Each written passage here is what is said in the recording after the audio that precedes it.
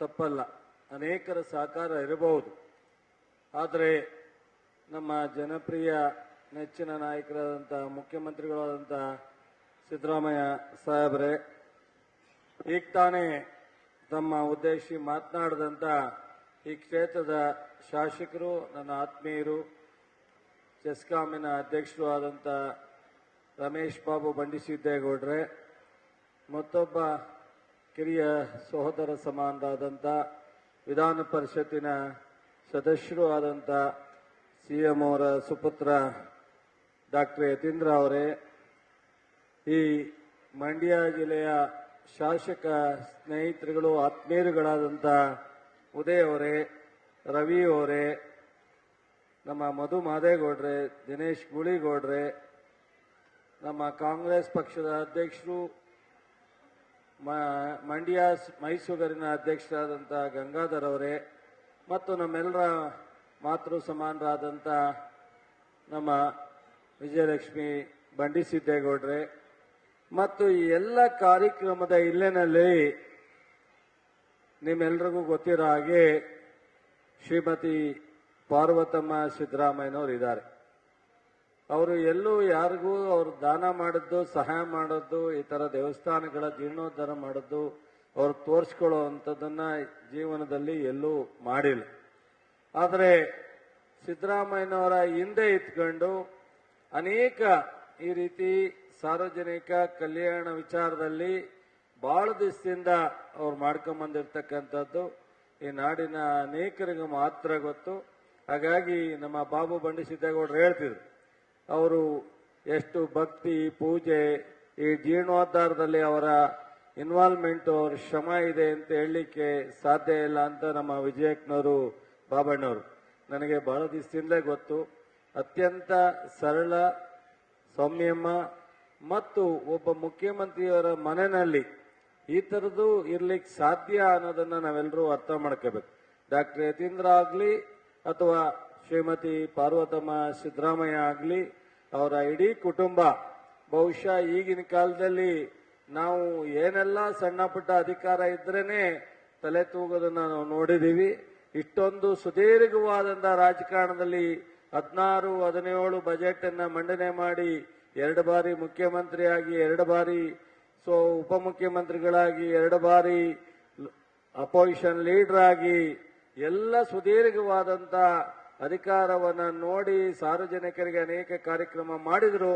ಅವರ ಕುಟುಂಬ ಮಾತ್ರ ಇನ್ನೂ ಸಹ ಬಹಳ ಸರಳವಾಗಿ ಯಾವುದೇ ಜನರಿಗೆ ಸಣ್ಣ ಒಂದು ನೋವನ್ನ ಅಥವಾ ನಮ್ಮ ಅಧಿಕಾರದ ಇದನ್ನ ತೋರಿಸ್ದಲೇ ಇರ್ತಕ್ಕಂಥ ಈ ರಾಜ್ಯದಲ್ಲಿ ಅತ್ಯಂತ ಒಂದು ಯಾವ್ದಾದ್ರು ಕುಟುಂಬ ಇದ್ರೆ ಅದು ಸಿದ್ದರಾಮಯ್ಯನವ್ರ ಕುಟುಂಬ ಅಂದ್ರೆ ಅದು ತಪ್ಪಲ್ಲ. ಸಿದ್ದರಾಮಯ್ಯನವರು ಬಹುಶಃ ಅಷ್ಟೇ ಅವರು ನೋಡ್ಲಿಕ್ಕೆ ಬಹಳ ಮಾತಾಡ್ಲಿಕ್ಕೆ ಬಹಳ ಆರ್ಷಾಗಿ ಮಾತನಾಡಿದ್ರು, ಹೃದಯದಲ್ಲಿ ಬಹಳ ಸರಳತೆ ಇದೆ.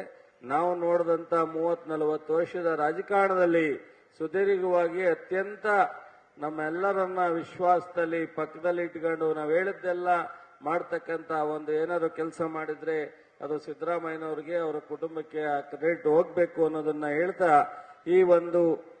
ಈ ದೇವಸ್ಥಾನ ಅನ್ನದಾನೇಶ್ವರ ದೇವಾಲಯ ಅಭಿವೃದ್ಧಿ, ಈ ಜೀರ್ಣೋದ್ಧಾರ ಜೊತೆಗೆ ದೇವಸ್ಥಾನದ ಪುನರ್ ನಿರ್ಮಾಣ, ವಿಗ್ರಹಗಳ ಸ್ಥಾಪನೆ, ಗೋಪುರ ಕುಂಭಾಭಿಷೇಕ ಹಾಗೂ ಜಾತ್ರಾ ಮಹೋತ್ಸವದ ಒಂದು ಸಮಾರಂಭ, ಈ ಒಂದು ಅಲ್ಲಪಟ್ಟಣ, ಈ ಒಂದು ಅವ್ರು ಮಾತನಾಡ್ಬೇಕಾದ್ರೆ ಹೇಳುತ್ತೆ, ಈ ಸಿದ್ದೇಶ್ವರ ಇಲ್ಲಿಂದ ಅವರ ಒಂದು ಸ್ವಂತ ಊರಿಗೆ ಹೋದದ್ದು ಅಂತ ಹೇಳಿ. ಹಾಗಾಗಿ ಅನೇಕ ಇತಿಹಾಸ ಇರ್ತಕ್ಕಂಥ ದೇವಸ್ಥಾನ. ಇಲ್ಲಿ ಮಾಜಿ ಇಂಜಿನಿಯರ್, ನಿವೃತ್ತ ಇಂಜಿನಿಯರು ಲಿಂಗಪ್ಪ, ಇವರು ಸಿದ್ದರಾಮಯ್ಯನವರಿಗೆ ಬಹಳ ಆತ್ಮೀಯರು.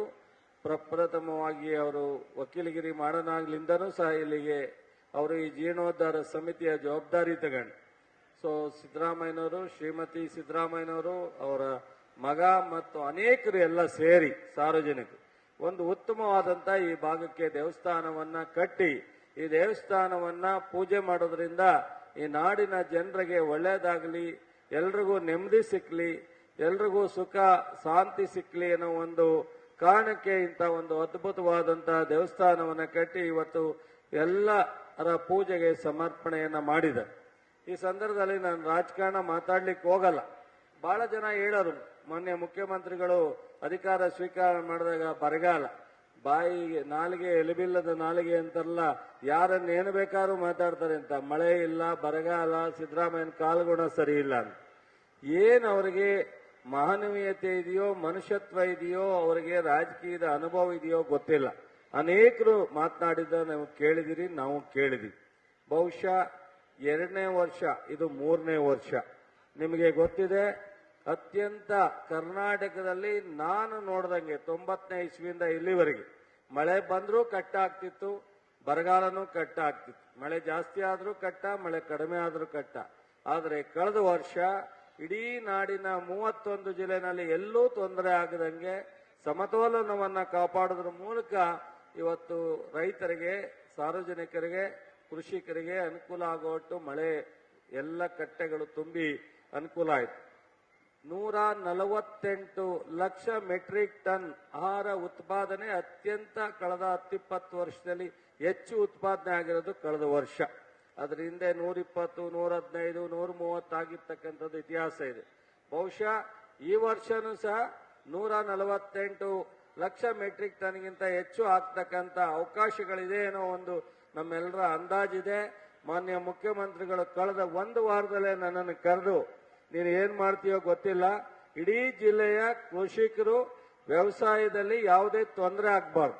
ಅದು ಗೊಬ್ಬರ ಇರಬಹುದು, ಔಷಧಿ ಇರಬಹುದು, ಅಥವಾ ಬೀಜಗಳಿರಬಹುದು, ಇನ್ನೇನಾದ್ರು ಸೌಲಭ್ಯ ಇರಬಹುದು, ಎಲ್ಲವನ್ನು ಸಹ ನಿಮ್ಮ ಅಧಿಕಾರಿಗಳಿಗೆ ವಿಡಿಯೋ ಕಾನ್ಫರೆನ್ಸ್ ಮಾಡ್ತೀಯೋ, ಮೀಟಿಂಗ್ ಮಾಡ್ತೀಯೋ, ಯಾವಾಗ ಏನು ಸೌಲಭ್ಯ ಅವಶ್ಯಕತೆ ಇರುತ್ತೆ ಅದನ್ನ ಕೊಟ್ಟು